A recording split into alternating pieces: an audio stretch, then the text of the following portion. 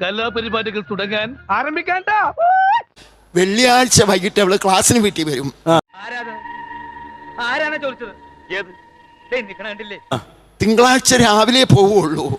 അന്ന് എല്ലാരും ബനിയന്റെ നിറത്തിലുള്ള അണ്ടർവെയർ ഇടുന്നത്.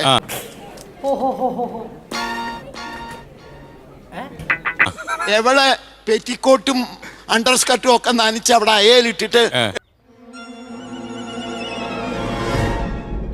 എടുത്തോണ്ട് പോകുമ്പോ എന്റെ അണ്ടർവെയറും എടുത്തോണ്ട് എനിക്കറിയില്ല. അതൊരു പുതിയ അറിവാണ് സാറേ. അത് എന്താ എന്ന് പറഞ്ഞാലും ഇത് തള്ളലല്ല, ഇത് ആവശ്യമാണ്. തരുകയും ചെയ്യും. ദൈവമേ, മൂർഖനെയാണല്ലോ ചവിട്ടിയത്. ഒരുപാട് നവ്യയെ കുറിച്ചുള്ള ഒരുപാട് കാര്യങ്ങൾ അറിയാമെങ്കിലും എനിക്കൊരു കേടില്ല. ഇത്രയും പുതിയൊരു ഇത്രയും അല്ല ഒരു എനിക്കൊരു കാര്യം പറയാൻ ആഗ്രഹമുണ്ട്.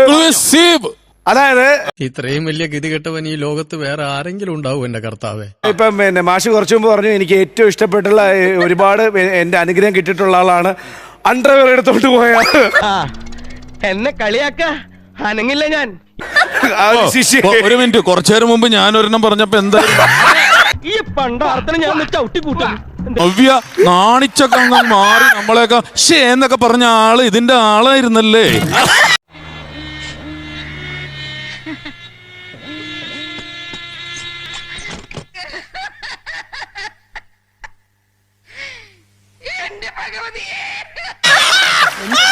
എന്റെ ഈ കുട്ടിയുണ്ടല്ലോ, എന്റെ ഈ കുട്ടി അന്ന് എനിക്ക് നന്നായിട്ട് അറിയാം. 2 ഓലക്കീറോ വെള്ള തുണി എടുത്തോളൂ എന്നെ മൂടാൻ. ഒരുപാട് അണ്ടർവെയർ കഴിച്ചോളൂ. നീ തീർന്നടാ, നീ തീർന്നു.